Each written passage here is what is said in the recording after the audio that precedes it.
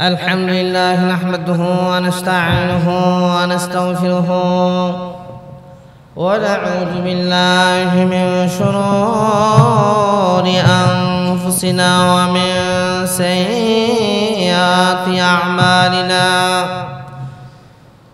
من يهده الله فلا مضل له ومن يضلله فلا هادي له ونشهد أن لا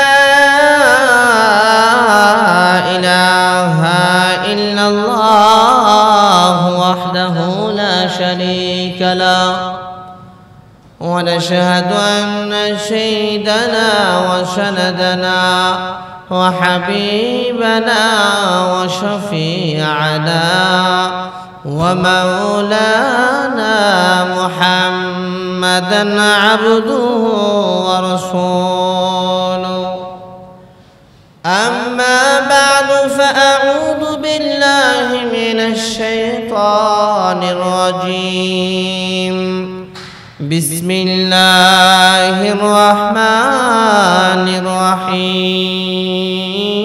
الرحيم ويل لكل همزة لمزة الذي جمع مالا وعددا يحسب أن ماله أخلدا صدق الله العلي العظيم والصلاة والسلام على سيدنا وسندنا وحبيبنا وشفيعنا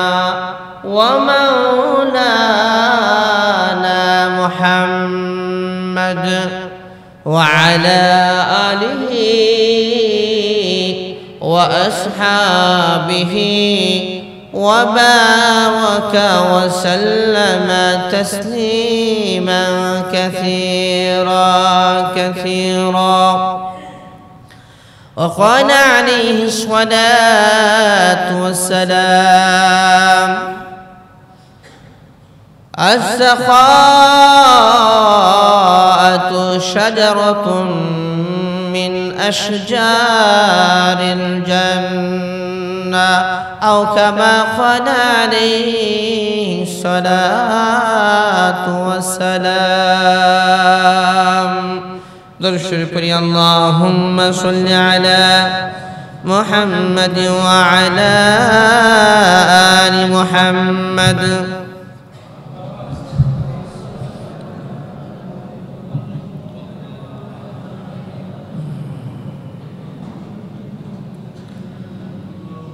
اللهم بارك على محمد وعلى آل محمد كما باركت على إبراهيم وعلى آل إبراهيم إنك حميد مجيد بلغ العلا بكماله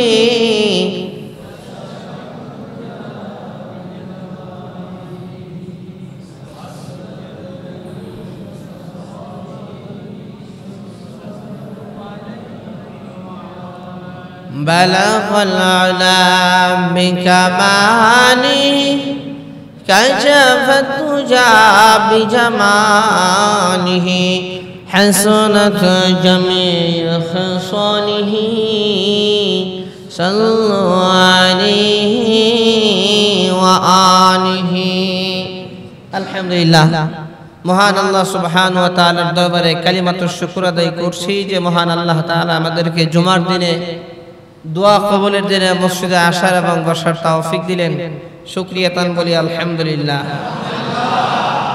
সেই সাথে আল্লাহ তাআলার শুকরিয়া আদায় করছি যে আল্লাহ রাব্বুল আলামিন আমাদেরকে শ্রেষ্ঠ নবীর শ্রেষ্ঠ উম্মত বানিয়েছেন এবং আল্লাহ তাআলা আমাদের জীবন বিধানের জন্য পবিত্র কোরআনুল কারীম দিয়েছেন এই জন্য শুকরিয়া তান বলি আলহামদুলিল্লাহ শুকরিয়া আদায় করলে নিয়ামত বাড়ে না কমে নিয়ামত কে বাড়ায় দেন নিয়ামত বাড়ায় দেন আল্লাহ সুবহানাহু ওয়া তাআলা, হায়াত মত দেন আল্লাহ সুবহানাহু ওয়া তাআলা, রিজিকের মালিক আল্লাহ সুবহানাহু ওয়া তাআলা। আসমান জমিন গ্রহ নক্ষত্র পাহাড় পর্বত সবকিছু কে সৃষ্টি করছেন? আল্লাহ তাআলা সৃষ্টি করছেন।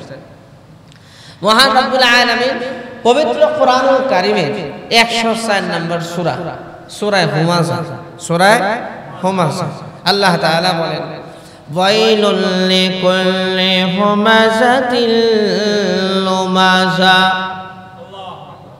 কোন আল্লাহু আকবার। আল্লাযী জামাআ মালা ওয়া আদ্দাদাহু।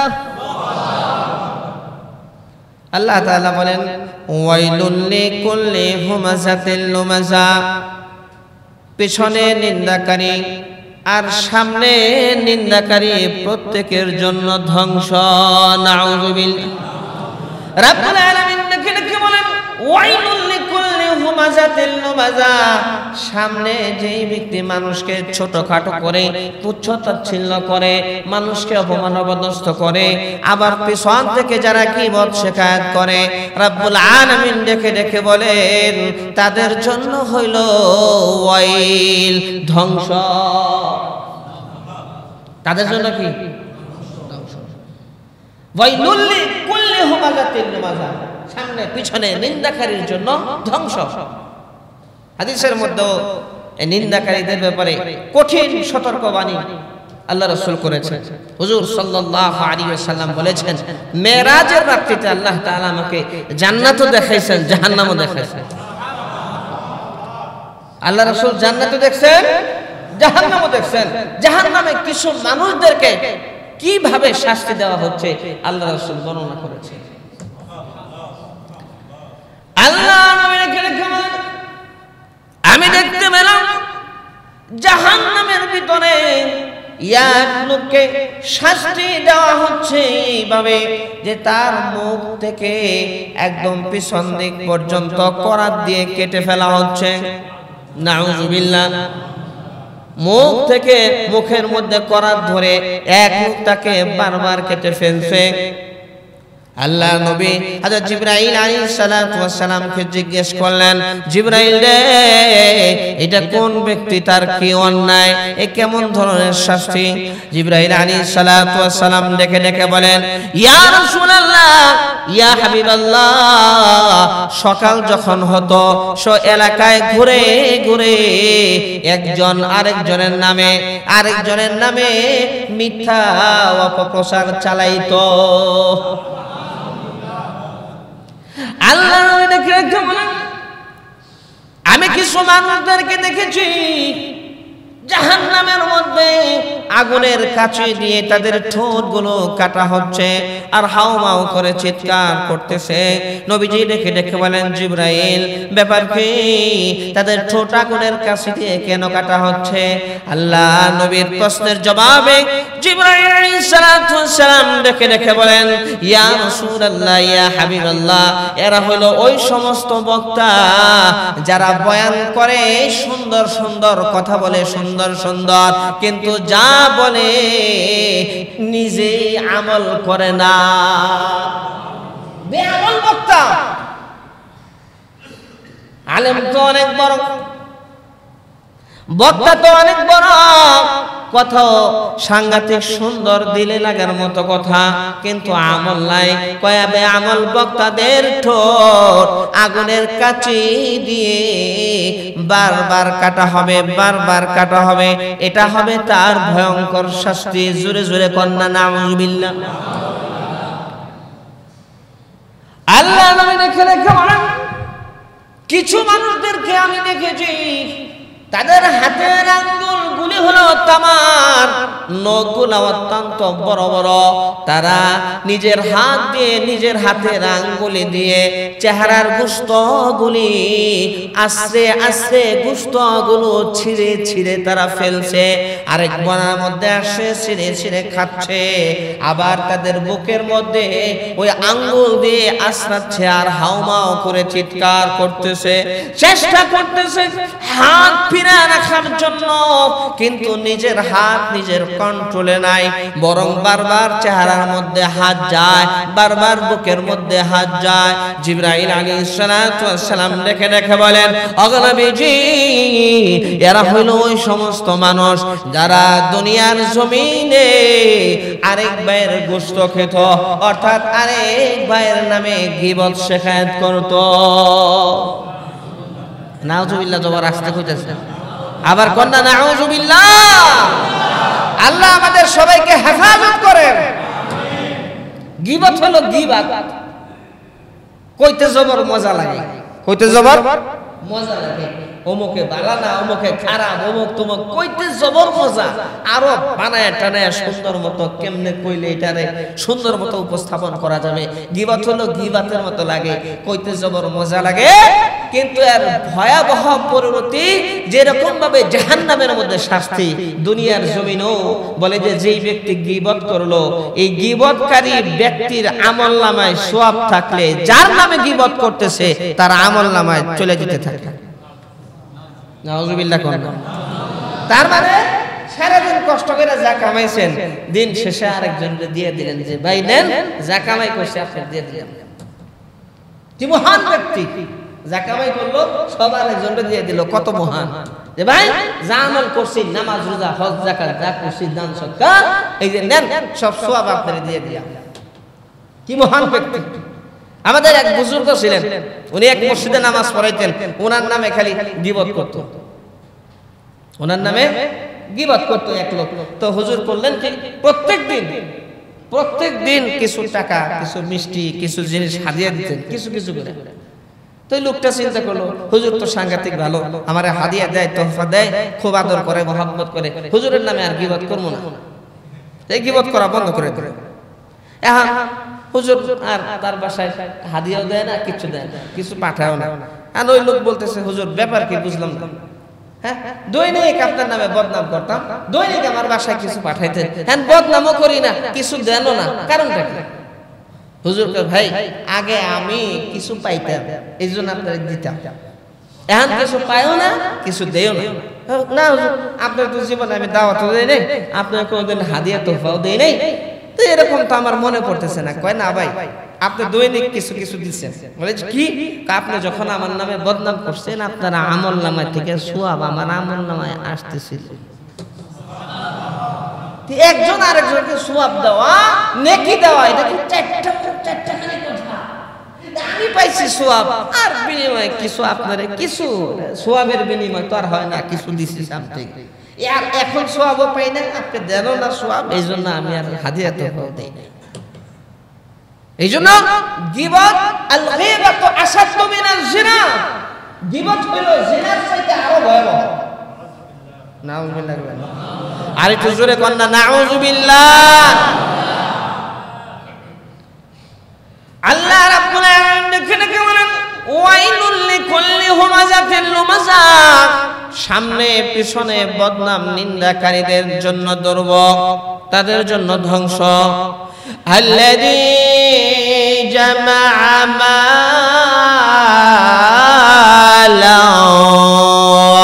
আদ্দাদা। আরো জোরে। আল্লাযী জামাআ মালান আদ্দাদা, যারা মাল জমা করে ওয়া আদ্দাদার গয়না রাখে। 10 তলা বিল্ডিং এর মালিক কিভাবে আরেকটা বাড়ির মালিক হয় যায়, 1 কোটি টাকার মালিক কিভাবে 2 কোটি টাকার মালিক হওয়া যায়। 2 কোটি টাকার মালিক হও কোনো সমস্যা নাই, 2টা বাড়ির মালিক হও সমস্যা নাই, 10টা গাড়ির মালিক হও সমস্যা নাই।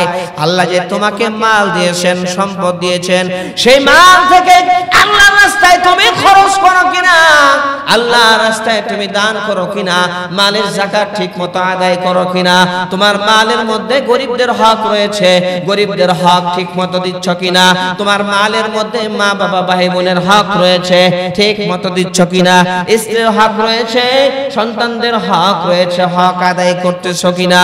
এগুলা বাদ দিয়া তুমি শুধু মাল জমা করতেছ, আল্লাহ রাস্তায় দান করো না, যাকাত দান খয়রাত করো না। আল্লাহ রাব্বুল আলামিন ওই সমস্ত মানুষদের জন্য বলেন আল্লাযী জামাআ মালা ওয়া আদ্দাদা, বলে যে মাল জমা করে আর গোনা গোনা রাখে, কৃপণতা করে, বলে যে কৃপণ লোক আল্লাহ তাআলা তাকে পছন্দ করেন না, ভালোবাসেন না। কৃপণ মানুষ যদি শুকনা সমুদ্র সোয়াব কামাইতে কামাইতে ভরেও দেয়, শুকনা সাগর যদি ভরেও ফেলে, এরপরেও হাদিসের ভাষ্য মতে কৃপণ মানুষ আল্লাহর জান্নাতে প্রবেশ করবে না। জোরে কন্যা নাউজুবিল্লাহ। আর যে নাকি সখী দানশীল দানবীর ব্যক্তি, হুজুর সাল্লাল্লাহু আলাইহি ওয়াসাল্লাম বলছেন আস-সাখাওয়াতু শাজারাতুন মিন আশজারিল জান্নাহ, বলে যে আল্লাহ রাব্বুল আলামিন জান্নাতের মধ্যে একটা গাছ রেখে দিয়েছেন। এই গাছ হলো, বলে যে এটা হলো যারা দানশীল দানবীর ব্যক্তি, এই গাছের নামে হলো তাদের নামে রাখা। আরো জোরে কোন না, আগে অসুবিধা হইতেছে, ঘুমাইতেছে নাকি? হ্যাঁ, ঘুমাইলে একটু ধাক্কা ধুক্কা দিয়েন, একটু খেয়াল করে শুনেন। এরকম দানশীল ব্যক্তিদের একটা গাছ হাদিসের মধ্যে আসছে আশজারুম মিন আশজারিল জান্নাহ, দানের একটা গাছ আছে। এই গাছের শাখা প্রশাখা পুরা দুনিয়ার জমিনে আল্লাহ তাআলা ছড়ায়া ছিটায়া রাখছেন। যে ব্যক্তি দান করে সে যেন সেই গাছের ডালটা ধরলো, আর যে গাছের ডাল ধরবে এই কুদরতি ডাল তাকে টাইনা শেষে জান্নাতে নিয়ে যাবে। আরো জোরে কন্যা সুবহানাল্লাহ বলেন আল্লাহু আকবার। দানশীল ব্যক্তি দানবীর ব্যক্তি আল্লাহর কাছে খুব পছন্দনীয়, মানে দানকারী ব্যক্তির বালা মুসিবত দূর হয়ে যায়। দানকারী ব্যক্তির আল্লাহ তাআলা কামাই রোজগারে বরকত দিয়ে দেয়, আল্লাহ তাআলা তাকে সুস্থতার জিন্দেগি দিয়ে দেন। আল্লাহ রাব্বুল আলামিন তার উপরে যে বিপদ আপদ বালা মুসিবত আল্লাহ তাআলা দূর করে দেন এবং তার মাল এর মধ্যে বরকত দেন। মালের মধ্যে কি হয় বলবো এক ঘটনা, হ্যাঁ বলবো। হযরত আলী রাদিয়াল্লাহু তাআলা আনহু, হুজুর সাল্লাল্লাহু আলাইহি ওয়াসাল্লামের মেয়ের জামাই হযরত আলী রাদিয়াল্লাহু তাআলা আনহু, ঘরে খাওয়ান নাই, কিছু নাই। তো হযরত ফাতেমা রাদিয়াল্লাহু তাআলা আনহা বলতেছেন, স্বামী হে আপনি এক কাজ করেন, আমার যে পুরানা চাদরটা আছে শীতকালে আমি গায়ে দেই, এই চাদরটা বিক্রি কইরা হইলো আপনি বাজার থেকে কিছু খাবার টাবার নিয়ে আসেন, বাজার করে নিয়ে আসেন। অবস্থা যখন কঠিন, হাসান হুসাইনের কান্নার বরদাস্ত হয় না। সাহাবায়ে কেরামদের কঠিন জিন্দেগি ছিল ভাই, বহুত কষ্ট করছেন সাহাবায়ে কেরাম, ওনারা ইসলামের মর্ম বুঝছেন, দ্বীনের মর্ম বুঝছেন। ফাতেমা রাদিয়াল্লাহু তাআলা আনহা কে ছিলেন? ফাতেমা রাদিয়াল্লাহু তাআলা আনহা কি বিশ্রী ছিলেন? কি বলেন? কালো ছিলেন? সুন্দরী ছিলেন না? কি বলেন? হযরত আয়েশা রাদিয়াল্লাহু তাআলা আনহা বলেন, ফাতেমা যখন আমার ঘরে ঢুকতো আর শরীর থেকে চাদরটা সরাইতো, শরীর থেকে চাদর সরাইলে বলে যে তার চেহারা থেকে যখন চাদরটা সরাইতো, বলে যে তার সৌন্দর্য, তার আলোতে আমার ঘর আলোকিত হয়ে যেত। ফাতেমা রাদিয়াল্লাহু তাআলা আনহার পর্দার অবস্থা কেমন ছিল, আর আজকে আমাদের মা বোনদের পর্দার অবস্থা কেমন? হুজুর সাল্লাল্লাহু আলাইহি সাল্লাম বলেছেন, আখিরি জামানায় এমন এক সময় আসবে যেই সময় নারীরা পোশাক পরবে, কিন্তু পোশাক পরার পরও তাদেরকে উলঙ্গর হুকুমে ধরা হবে। নাউযুবিল্লাহ। পোশাক পরার পরও বলে যে হুন্না কাসিয়াতুন আরিয়াত, পরছে পোশাক কিন্তু উলঙ্গের মতোই মনে হবে। বলে যে এমন পোশাক পরছে নেট জাল সব দেখা যায়। নারীদের মাথা থেকে পা পর্যন্ত ঢেকে রাখবে, এটা হলো ইসলামের বিধান। পুরুষ হলো নাভি থেকে হাঁটুর নিচ পর্যন্ত ঢেকে রাখবে, নাভি দেখা যাবে না। নাভি কি করে যাবে না? একবারে নাভি থেকে নিয়ে হাঁটুর নিচ পর্যন্ত ঢেকে রাখবে। আর পুরুষরা এমন স্টাইল করে, পুরুষরা এখন নারীদের জামা কাপড় লইছে আর নারীরা পুরুষদের জামা কাপড় লইছে কি লয় নাই?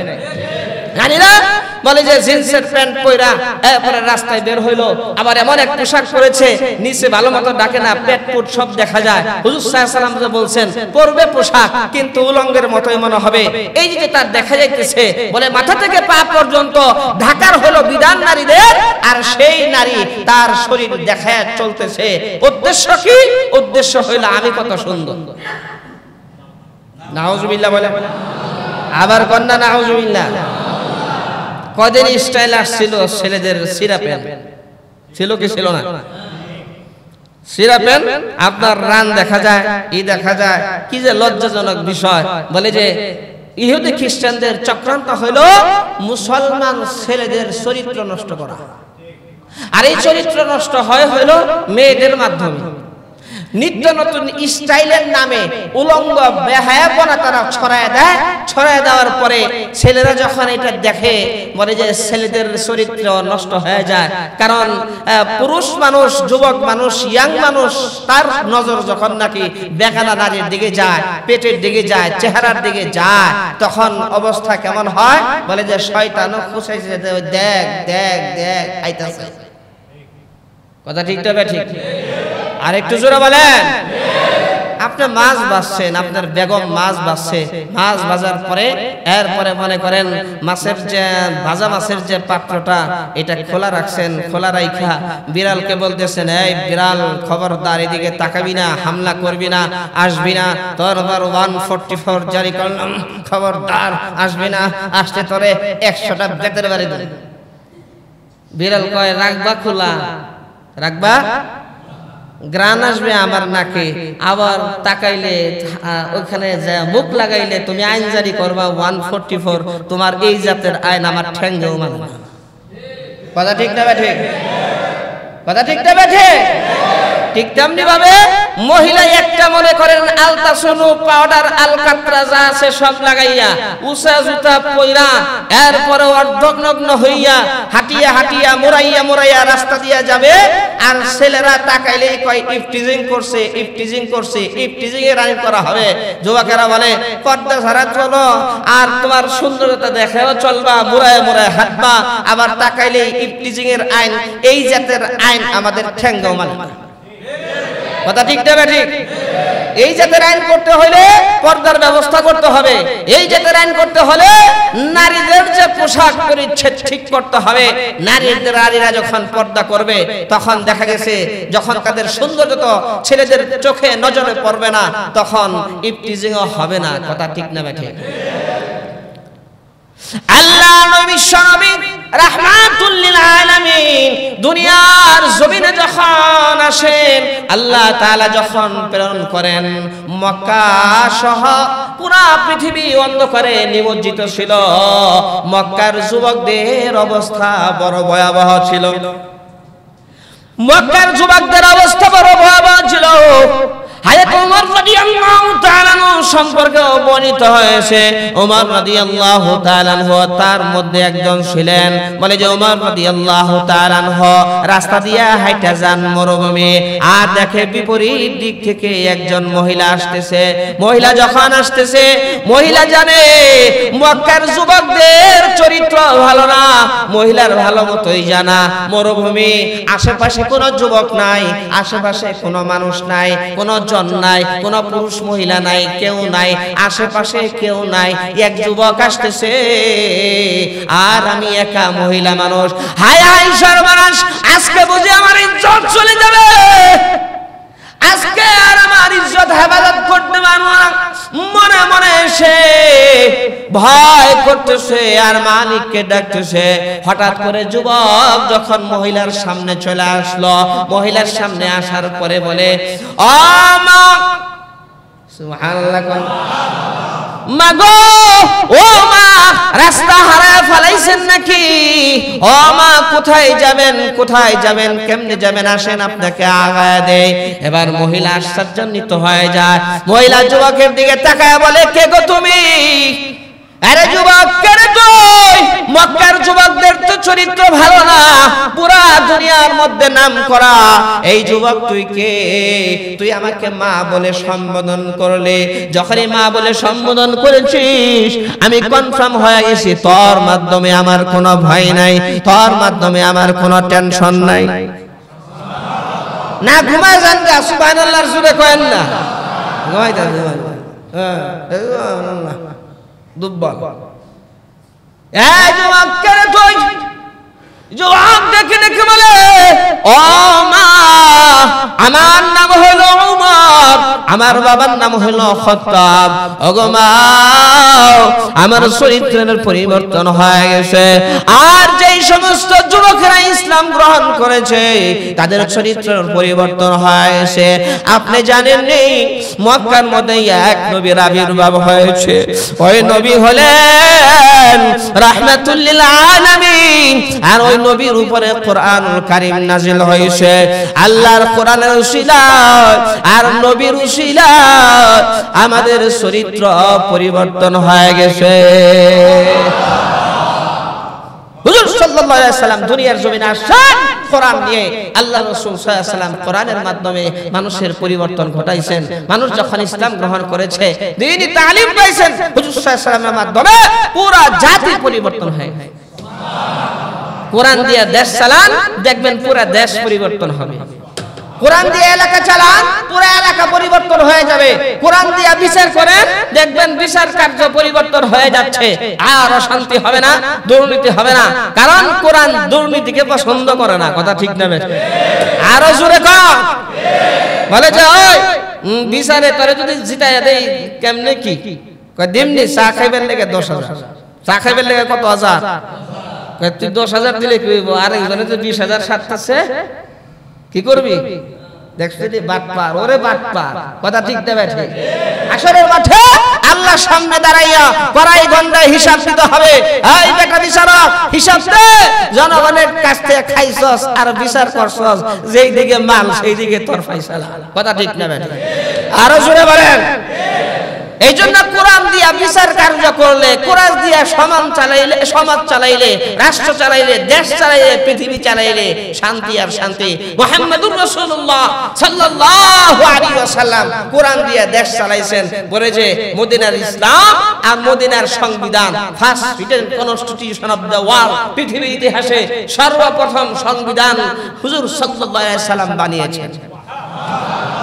সেই সংবিধান হলো কোরআনের সংবিধান। সুবহানাল্লাহ। আর সেই সংবিধান দেখা মুসলমানদের সংবিধান দেখে দেখে দুনিয়ার বিভিন্ন জায়গায় সংবিধান প্রণয়ন করে, বাড়ায় কমায় হেন তেন, কিন্তু আমাদের সংবিধান হইল আল্লাহ তাআলা ডাইরেক্ট দিয়েছেন বিশ্ব নবীর মাধ্যমে। আর জোরে বলতেছিলাম ফাতেমা রাদিয়াল্লাহু তাআলা আনহা কেমন সুন্দরী ছিলেন, কিন্তু সেই ফাতেমা বলে যে এমন পর্দাপোশিদা ছিলেন। ফাতেমা রাদিয়াল্লাহু তাআলা ওসিয়ত করেছিলেন, আমি মারা যাওয়ার পরে এত মানুষজন ডাকার দরকার নাই। মানুষ যখন এই কাফনের উপর দিয়ে যখন লাশটা দেখবে তখন মনে হবে ফাতেমা এতটুকু উঁচা লম্বা ছিল, এরকম মোটা দাদা ছিল, দরকার নাই। মানে কোনো মতে কাফন দেওয়ার জন্য আমার যে লোকেরা বাইরের মানুষ এত জানানোর দরকার নাই। সুবহানাল্লাহ। জান্নাতি সমস্ত মহিলাদের সর্দারনি যিনি। এই জন্য সর্বপ্রথমে মা বোনদের ঘর ঠিক করতে হবে। ঘরের মধ্যে মা বোন যখন নাকি দিনদার হবে, নেককার হবে, কোরআন তেলাওয়াতকারী হবে, আর যখন পর্দা পর্দা মোতাবেক জিন্দেগি যাপন করবে, ওই মার পেট থেকে নেককার সন্তান বের হবে। বের হবে কি হবে না? পুরুষ আর নারী, পুরুষ নারী। পুরুষের দায়িত্ব মনে করেন এই সমাজ গঠন করার জন্য, নারীদের দায়িত্ব একটু বেশি, কারণ নারীদের পেট থেকে হইলো বের হয়। একটা নারী হইলো ফ্যাক্টরি। এই জন্য কেউ বলছে যে আমাকে একটা শিক্ষিত মা দাও, আমি শিক্ষিত জাতি দেব। বলে যে একজন দিনদার মা দাও, মহিলা দাও, পুরো সমাজ দিনদার হয়ে যায়। কথা ঠিক না ঠিক? খেত গুনে তার ফসল ভালো, খেত গুনে তার ফসল ভালো, দুধ গুনে হয় জি, বাপের গুনে বেটা ভালো, মার গুনে হয় জি, বেটা ভালো, মার গুনে হয় জি। তরকারির মতো তরকারি হলে অল্প জালে সিজে, মানুষ যদি জ্ঞানী হয় দু এক কথায় বুঝে রে, মানুষ যদি জ্ঞানী হয় দু এক কথায় বুঝে। উঁচু জমিন থেকে পানি নিচু জমিনে যায়, আল্লাহ তাআলার রহমত আসে নম্রতার হৃদয়, আল্লাহ তাআলার রহমত আসে নম্রতার হৃদয়। কাক কালো, কোকিল কালো, কালো মাথার কেশ, কাক কালো, কোকিল কালো, কালো মাথার কেশ, ওহার চাইতে বেশি কালো হিংসা কিনা লেশ, ওহার চাইতে বেশি কালো হিংসা কিনা লেশ। কথা ঠিক না ঠিক? রব্বুল আলামিন দেখে রেখে বলেন আল্লাযী জামা মালা ওয়া আদ্দাদা, যারা মাল জমা করে আর গয়না গয়না রাখে, আল্লাহ রাস্তায় দান করে না, খরচ করে না। হযরত ফাতেমা রাদিয়াল্লাহু তাআলা আনহার একটা চাদর ছিল, চাদর। হযরত ফাতেমা বলতেছেন স্বামী হে, আমার এই চাদরটা আপনি বাজারে নিয়ে যান, বিক্রি করেন, বিক্রি করার পরে যা পান একটু বাজার করে নিয়ে আসেন। সন্তানরা না খেয়ে আছে, আমরাও না খেয়ে আছি, আর বরদাস্ত হয় না। সন্তানরা কান্নাকাটি করে, জান চাদরটা বিক্রি করে দেন। ফাতেমা রাদিয়াল্লাহু তাআলা আনহা যখন গায়ের চাদর দিয়ে দিলেন, এই চাদরটা নিয়ে হযরত আলী রাদিয়াল্লাহু তাআলা আনহু বাজারে গেলেন। হযরত আলী রাদিয়াল্লাহু তাআলা বাজারে যাওয়ার পর ওই চাদরটা মাত্র 6 টাকায় বিক্রি করলেন। কয় টাকা? 6 টাকায় বিক্রি করলেন। 6 টাকায় বিক্রি করার পর হযরত আলী রাদিয়াল্লাহু তাআলা আনহু বাজার করবেন। এমন সময় এক ভিক্ষুক আইসা বলে, এমন সময় এক ভিক্ষুক অভাবে লোক আইসা বলতেছে, ও আল্লাহর নবীর সাহাবী, কয়েকদিন যাবত না খাওয়া, ক্ষুধার যন্ত্রণায় বরদাস্ত হয় না, সহ্য হয় না, মেহেরবানি করে আমাকে যদি কিছু দিতেন তাহলে আমার জবর উপকার হতো।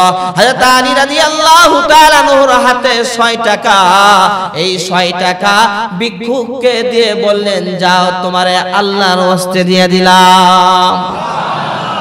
নিজের পেটে নাই খাবার, স্ত্রীর পেটে নাই খাবার, সন্তানদের পেটে নাই খাবার, ক্ষুধার যন্ত্রণায় ছটফট করতেছে, না খেয়ে যেই টাকা ছিল 6 টাকা, চাদর বেচে 6 টাকা হইছে, সেই 6 টাকাও দিয়ে দিয়েছে। আল্লাহ রাব্বুল আলামিন হযরত আলী রাদিয়াল্লাহু তাআলা এই আমলটা এত পছন্দ করেছেন, এত ভালোবেসেছেন, আল্লাহ রাব্বুল আলামিন 6 টাকার বিনিময়ে এখন 60 টাকা দিবেন। সুবহানাল্লাহ। আমার রাস্তায় 6 টাকা তুই দান করছস, আমি আল্লাহ তাআলা কমপক্ষে তোরে 60 টাকা দিব। বলে যে হযরত আলী রাদিয়াল্লাহু তাআলা খালি হাতে ফিরতেছিলেন, এমন সময় এক লোক একটা উট নিয়ে দাঁড়ানো। কই আলী, কই যাও বিষণ্ণ মনে? আমার উটটা ক্রয় করো, বরকত হবে। কই আপনি কেমন কথা কন? পেটে নাই খাওয়ান, ঘরে নাই খাবার, স্ত্রীর পেট খালি, সন্তানদের পেট খালি, ক্ষুধার যন্ত্রণায় হাউমাউ করে চিৎকার করতেছে, কেমনে কেমনে আপনার উট আমি ক্রয় করব? কই আলী, টেনশন নাই, পেরেশানি নাই, নগদ দিতে হবে না, বাকিতে বিক্রি করলাম, আস্তে আস্তে দিয়ে দিলেই হবে। জোরে জোরে কোন না সুবহানাল্লাহ। হযরত আলী রাদিয়াল্লাহু তাআলা বলেন, কত টাকা? বলে যে 100 টাকা। কয় ভাই 100 টাকা যে আমি কত দিনে দিতে পারবো আল্লাহই জানে। পকেটে নাই টাকা, এমটি পকেট, খাবার নাই, ঘরে কঠিন অবস্থা। কয় যখন আপনার হাতে আসবে তখন দিয়ে দিয়েন। হযরত আলী রাদিয়াল্লাহু তাআলা উঠে রওনা হয়ে গেলেন। পথিমধ্যে আরেক ব্যক্তি বলতেছে, এই আল্লাহর নবীর সাহাবী আলী, উটটা তো জবর সুন্দর, দেখতে তো ভালোই লাগে। কয় আমার টাকা পয়সা আছে, উট কেনার জন্য ঘুরতেছি, উটটা কি বেচবেন নাকি? কাহা বেচুম, কত দিবেন? কয় 160 টাকা দিব। একবারে খাপে খাপ, বুঝেন নাই? কিনছে 100 টাকা দিয়ে, কয় 160 টাকা দিব। হযরত আলী রাদিয়াল্লাহু তাআলা খুশিতে বাগবা।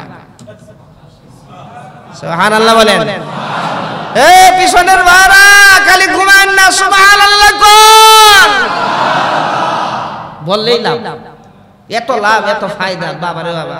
জান্নাতে যাইবেন, বস্তা বইরা লেখি লয়ে যাইবেন, উঠবেন, আর জান্নাতে গিয়া জান্নাতি বাগানে ঘুরবেন, আর ফল ফ্রুট, আপেল আঙ্গুর বেদানা খাইবেন, আর ঘুরবেন, আর কইবেন বাবারে বাবা, হুজুর যে সুবহানাল্লাহ কইছিল, কি যে ফায়দা হইছে।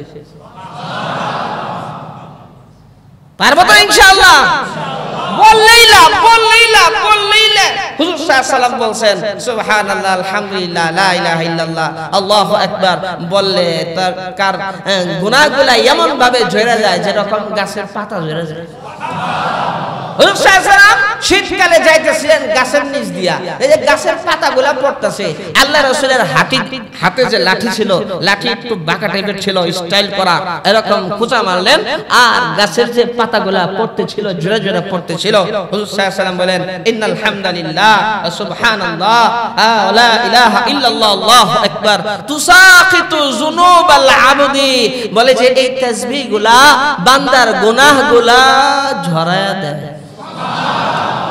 কামা ইয়াতাসাকাতু ওয়ারাকা হাদি শাজারা, যেভাবে এই গাছের পাতাগুলো ঝরে গেল এরকম চলে যায়। আরেকবার পড়লে জান্নাতের মধ্যে একটা ফল গাছ আছে, 10 বার পড়লে 10টা, 500 বার বললে 500টা। আর সভাপতি সাহেব সুবহানাল্লাহ খুব মনোযোগ সহকারে কয়, সভাপতি সাহেব যায়েন ফল টল খাইলাম একটু ডাক ডাক দিয়ে নাকি ইনশাআল্লাহ জান্নাতে যাইতে চাই তো আমরা ইনশাআল্লাহ সবাই সবাই সবাই নাকি? কার কার কার কার ইচ্ছা আছে জান্নাতে যাব ইনশাআল্লাহ? বলেন বলেন ইনশাআল্লাহ। আল্লাহু আকবার। আল্লাহ সবাইকে কবুল করে না। এমনি যাও যাইব জান্নাতে যাওয়ার কাম করা লাগবে না। হ্যাঁ, হযরত আলী রাদিয়াল্লাহু তাআলা বলেন ভাই 160 টাকা দিবেন? হ্যাঁ 160 টাকা নেন, আপনারে দিয়ে দিলাম। ওই লোক বলতেছে নেন আপনার 160 টাকাও আমি নগদ দিয়ে দিলাম। পকেটে বসে, পকেটের টাকা আছে না নাই? এখন কি এমটি পকেট? পকেট খালি নাকি? আমাদের এক মুরব্বী তার বাচ্চাকে নিয়ে বাজারে গেছে, ইলিশ মাছ, কয় বাবা ইলিশ মাছ তো কিনলা না, কয় আজকের দাম অনেক বেশি। পরের দিন গেছে, পরের দিন যায় বলতেছে হ্যাঁ মিয়া আমারে 5 কেজি ইলিশ দাও। বাবা আজকে তো গতকালকের চেয়ে দাম আরো বেশি। আজকে যে কিনলা? বাবা রে কালকে এমটি পকেট ছিলাম, টাকা ছিল না, কালকে আমার জন্য যত সস্তাই হোক আমার জন্য দামি। আজকে পকেটে টাকা আছে, আজকে যত দামি থাকুক আজকে আমার জন্য সস্তা। কথা ঠিক না? আছে হযরত আলী রাদিয়াল্লাহু তাআলা পকেটে টাকা আছে, এখন বলে যে এখন আর সমস্যা নাই, বাজার টাজার করতে অসুবিধা নাই। হযরত আলী রাদিয়াল্লাহু তাআলা যাচ্ছেন আর হঠাৎ করে দেখে যে লোক উট বিক্রি করেছিল সেও সামনে হাজির। আল্লাহ নবীর সাহাবী কই গেল আপনার উট? কয় উট তো বেচা ফেলাইছি ভাই। কয় একটু বিক্রি করছেন ভালো কথা, তাহলে আমার মালটা দিয়ে দেন, টাকাটা দিয়ে দেন। কয় অসুবিধা নাই, আপনি তো উট বেচছেন 100 আর আমি উট বিক্রি করেছি 160। এই নেন আপনার 160 টাকা নিছেন পকেটে, এবার কিছু টাকা দিয়ে বাজার করছেন আর অধিকাংশ টাকা নিয়ে গেছেন বাসায়। হযরত ফাতেমা রাদিয়াল্লাহু তাআলা আনহা বলেন টাকা কোথা থেকে আসলো? হ্যাঁ মা বোনেরা শুনো, অনেক মা বোন স্বামীর খোঁজ খবর রাখে না, খালি বলে আমার স্বামী হ্যান দেয় ত্যান দেয় কত কিছু দেয়, কোনো সময় খোঁজ খবর নেয় না হালাল ইনকাম না হারাম ইনকাম, খালি বলে দাও দাও দাও। 20,000 টাকা দামের শাড়ি দিছে, বলে যে আমার একটা লেহেঙ্গা দিছে আমার জামাই 25,000 টাকা দিয়া 30,000 টাকা দিয়া, কিন্তু স্বামীর মাসিক ইনকাম হইল 30,000 টাকা, সে যে বাড়তি খরচ করতেছে কখনো খোঁজ খবর নেয় না। এর মহিলা তুমি তোমার স্বামীর কাছ থেকে খোঁজ খবর নিও, আর এই কথাটা বইল এত কিছুর দরকার নাই, হালাল ইনকামের দরকার, হালাল ইনকামের দরকার। হালাল ইনকাম যদি কম হয় দুনিয়ার জমিনে এত রং তামাশা যদি নাও করতে পারো, কাল কিয়ামতের ময়দানে জান্নাতের মধ্যে গিয়া জান্নাতে হর পরিদের রাজরানী হবে তুমি। এই জন্য হালাল, হুজুর সাল্লাল্লাহু আলাইহি ওয়াসাল্লাম বলছেন হালালের কথা, আল্লাহ তাআলাও বলছেন হে ঈমানদারগণ তোমরা হালাল খাও, হারাম খাও না, হালাল খাও। হযরত ফাতিমা রাদিয়াল্লাহু তাআলা যখন জিজ্ঞেস করছেন হযরত আলী রাদিয়াল্লাহু তাআলা ঘটনা খুইলা বললেন, অনেক স্বামীরা আছে এরকম যে স্ত্রী কোনো কিছু জিজ্ঞেস করলে স্বামীরা স্যান করে ওঠে, এরকম অভ্যাসও আছে। স্যান করে ওঠা যাবে না। স্ত্রী মহিলা মানুষ, দিল থাকে নরম, তাদেরকে কন্ট্রোল করার যোগ্যতাও রাখতে হয়। বলে যে স্বামীরও হক আছে, স্ত্রীরও হক আছে। স্বামীর হক, স্ত্রীর হক। আম্মা জান আয়েশা রাদিয়াল্লাহু তাআলা আনহা স্ত্রীদের জন্য মডেল, খাদিজাতুল কুবরা রাদিয়াল্লাহু তাআলা আনহা মেয়েদের জন্য মডেল। আর আমাদের বিশ্ব নবী মুহাম্মদুর রাসূলুল্লাহ সাল্লাল্লাহু আলাইহি ওয়াসাল্লাম পুরা দুনিয়ার সমস্ত স্বামীদের জন্য মডেল। তরিকা মোতাবেক যখন জিন্দেগি যাপন করবে, ওই সংসারে কোনো ফিতনা, ফাসাদ, অশান্তি, ঝগড়াঝাটি এগুলা থাকবে না। তারপরে কম বেশি ঝগড়াঝাটি থাকবে, মহব্বতের ঝগড়া। কথা ঠিক না বেঠিক? হ্যাঁ, ওই দেখা যায় তাল গাছ, ওই আমাদের গা বিয়ের আগে লক্ষ্মী মেয়ে কিছুই চাইতো না, মহব্বতের ঝগড়া। বুঝলেন নাই? কবিতা বানায় বানায় ঝগড়া করে। এই ঝগড়া না, এটা মহব্বত। কথা ঠিক না? তারপরে স্বামী স্ত্রী সংসার করতে গেলে বহুত কথা, এটা সেটা একটু দমকাদমকি হয়, এটা হলো মহব্বত। আবার কিছুক্ষণ পরেই আবার মিলে যায় পরস্পর। বলে যে যখন স্বামী একটা কথা বলে, স্ত্রীর খুব মনোযোগ সহকারে শোনা উচিত। স্ত্রী কোনো কথা বললে সেটাও খেয়াল করা উচিত। কথা ঠিক না? ঠিক। আল্লাহ রাব্বুল আলামিন বিশ্ব নবী সাল্লাল্লাহু আলাইহি ওয়াসাল্লামকে দুনিয়ার জমিনে পাঠাইছেন হইল রোল মডেল হিসেবে। সুবহানাল্লাহ। আমাদের জন্য মডেল। বলে যে তুমি রাষ্ট্র পরিচালনা করবা, আল্লাহ রাসূল কিভাবে রাষ্ট্র পরিচালনা করছেন। তুমি সংসার চালাইবা, আল্লাহ রাসূল সংসার কিভাবে চালাইছেন। ব্যবসা বাণিজ্য করবা, আল্লাহ রাসূল কিভাবে ব্যবসা বাণিজ্য করেছেন। হর লাইনে আল্লাহ রাসূল আমাদের মডেল। সুবহানাল্লাহ। আল্লাহ নবী বিশ্ব নবী সাল্লাল্লাহু আলাইহি ওয়াসাল্লামের এই সাহাবী মেয়ের জামাই হযরত আলী রাদিয়াল্লাহু তাআলা আনহু আল্লাহ নবীর কাছে গিয়ে এই ঘটনা খুইলা বললেন যে ইয়া রাসূলুল্লাহ, ইয়া হাবিবাল্লাহ, আমার সাথে আশ্চর্য এক ঘটনা ঘটে গেল। বলে কি ঘটনা? এই ঘটনা আল্লাহ নবী ডেকে রেখে বলেন, ও আলী শুনো, প্রথমে যেই ব্যক্তি তোমার কাছে উট বিক্রি করছে, ওই ব্যক্তি সাধারণ কোনো ব্যক্তি না। ওই ব্যক্তি হইল আল্লাহ রাব্বুল আলামিনের ফেরেশতা, সমস্ত ফেরেশতাদের নেতা হযরত জিবরাইল আলাইহিস সালাতু ওয়াস সালাম। আর উট যেই ব্যক্তি ক্রয় করেছে তাকে তুমি চিনো? বলে না, তাকে তো চিনি না। কয় সেও সাধারণ মানুষ না, সে হলেন হযরত মিকাইল আলাইহিস সালাতু ওয়াস সালাম। আল্লাহ তাআলা তোমার ওই দানকে এত পছন্দ করেছেন, আল্লাহ রাব্বুল আলামিন এত পছন্দ করেছেন, আল্লাহ তাআলা দামি দুইজন ফেরেশতা দিয়ে স্বয়ং আল্লাহ তোমাকে সাহায্য করেছেন। আলী শোনো, ওই যে উটটা ছিল, ওই উটটাও দুনিয়ার জমিনের কোন উট না, ওইটা সাধারণ কোন উট না। বলে কোন উট? কয়টা হলো জান্নাতি উট। ওই উট কাল কিয়ামতের ময়দানে আমার ফাতেমার জান্নাতে যাওয়ার বাহন হবে। माल दौलत देख भी सब रह गया, मेरे लिए एक खुदा है, मेरे लिए एक मुस्तफा। एक ने किया अगर कोई बंदा करे, एक ने किया अगर कोई बंदा करे, एक के बदले में उसको 10 मिले। দান সম্পদ দিয়া সবকিছু আমার রয়ে গেছে, আমার জন্য আল্লাহ আল্লাহ রাসূলের যথেষ্ট। একটা নেকি যদি কেউ কামাই করে, 1 টাকা যদি আল্লাহর রাস্তায় দেয়, আল্লাহ তাআলা 1 এর পরিবর্তে 10 দিয়ে দেন। দিছে 6 টাকা, আল্লাহ দিছে কয় টাকা? জোরে কন্না সুবহানাল্লাহ। আবার কোন সুবহানাল্লাহ। আল্লাহর কোন বান্দা আসেন মসজিদের জন্য, মসজিদের কাজ চলতেছে, অনেক খরচ হইতেছে, এই মুহূর্তে আপনারা দিবেন না কবে দিবেন? বেশি করে দেন, 500, 1000, 2000, 10000, 20000, যে যা পারেন। যদি কেউ বলেন যে না আমি 3 তলা পুরাটা কমপ্লিট করে দেব, আরো ভালো। কথা ঠিক না ঠিক? এরকম সক্ষম লোক এই এলাকায় আছে না নাই? আছে, আছে, আছে।